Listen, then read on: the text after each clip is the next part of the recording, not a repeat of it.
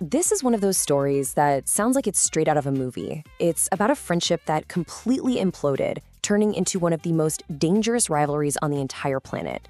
So how on earth did America and Iran go from being the closest of allies to mortal enemies, constantly on the brink of war? Let's get into it.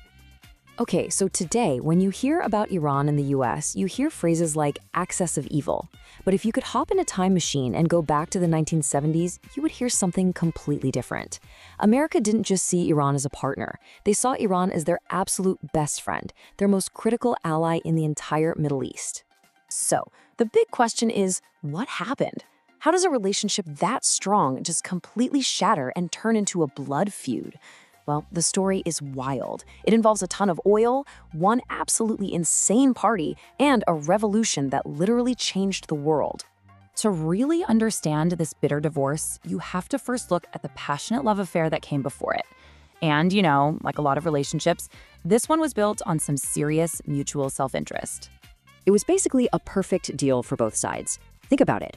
Iran gave America two things it desperately needed: huge amounts of cheap oil, and just as important, a strategic piece of land right next to its Cold War enemy, the Soviet Union. And what did America give back? Oh, just cash, some of the most advanced weapons on the planet, and they even helped Iran start a nuclear program. Yeah, you heard that right. America helped start Iran's nuclear program. And this wasn't just some cold, transactional thing. America genuinely saw Iran as this shining island of stability in a really volatile part of the world. The friendship was so deep that parts of Iran's capital, Tehran, basically felt like an American city. We're talking US cars everywhere, American fashion, Hollywood movies, the whole deal. But here's the thing. Underneath all that glossy, westernized surface, a really deep and dangerous crack was starting to form. For most Iranians, this so-called modernization was a total illusion. And all of that quiet, simmering anger was about to explode. The spark? It came in the form of a party so ridiculously over the top, so completely disconnected from reality, that it would end up lighting the fuse for an entire revolution. Now, if you just looked at the numbers, Iran looked like it was crushing it. The economy was growing like crazy, 8 or 9% a year, but that was a fantasy. While the rich elite were enjoying skyscrapers and fancy shopping malls, the average person was dealing with hunger, high unemployment, and often didn't even have basic electricity. Get this, a staggering 80% of the country's oil money went straight to Western companies and the Iranian elite. The people got the scraps. And right in the middle of all this suffering, the leader of Iran, the Shah, decided it was a great time to throw the most extravagant party the world had ever seen. The price tag for this little shindig? $100 million in 1971. That's more than $800 million in today's money. It gets worse. While his own people were literally starving, the Shah flew in 18,000 kilos. That's 40,000 pounds of gourmet food from Maxim's, the most famous and expensive restaurant in Paris. He also imported 25,000 bottles of vintage wine. Now, you have to remember, this is a deeply religious and conservative country.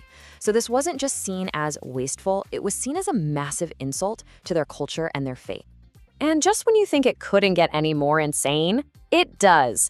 To make the desert venue look like a fancy European forest, he flew in 15,000 trees from France.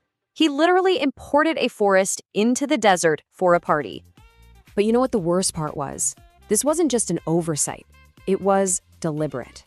The common people of Iran were fenced off. They were forcefully kept miles away from even seeing the spectacle that their own country's money was paying for. This wasn't just a party. It was a middle finger to the entire population. And that was the moment the revolution became unstoppable. So by 1979, all that anger just boiled over. The people, led by this exiled cleric named Ayatollah Khamenei, overthrew the Shah. And Khamenei immediately made 3 calculated moves that would forever turn America from Iran's best friend into its worst enemy. First, he completely dismantled the old system and declared Iran an Islamic republic, basically ending decades of Western influence overnight. Second, he publicly supported the students who stormed the US embassy and held 52 Americans hostage for 444 agonizing days. And third, he kicked out the American and British oil companies and nationalized the entire industry, declaring that Iran's resources finally belonged to the Iranian people. To America, this was just an unimaginable betrayal, and their response was swift, it was severe, and it kicked off this vicious cycle of revenge that is, believe it or not, still going on to this day. So what did America do? Well, they immediately froze $12 billion of Iranian money. And then they did something that would define this conflict for decades. They armed and funded Iran's neighbor and sworn enemy, Saddam Hussein, in Iraq, and basically encouraged him to invade Iran. This decision started a brutal 8-year-long war that killed 500,000 people. Now, if you're Iran, just look at the hypocrisy here. In the 80s, America is giving Saddam weapons to kill Iranians. A decade later, America is destroying Saddam's army for invading Kuwait. And then, a few years after that, they help execute the very same guy they used to support. For Iran, this taught them a brutal but really important lesson. America doesn't have permanent friends, it only has permanent interests. So ask yourself, what do you do when the world's only superpower has crippled your economy, funded your enemies to attack you, and has a history of overthrowing leaders it doesn't like? From Iran's point of view, the answer is pretty simple. You build an insurance policy. You build what they see as an unbreakable shield.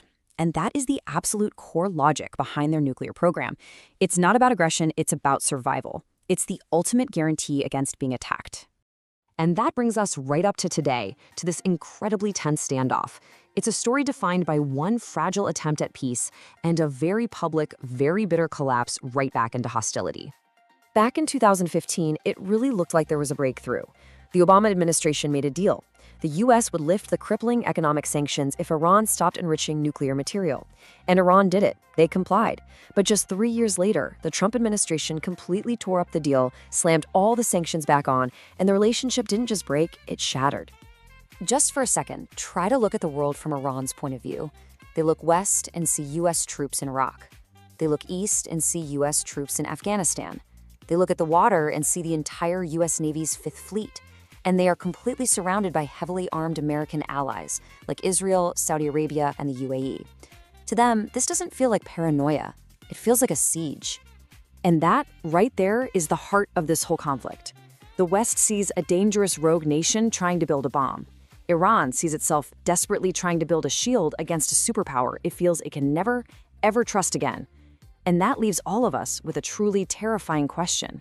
Will this relentless cycle of paranoia and revenge end in a diplomatic handshake or a catastrophic world war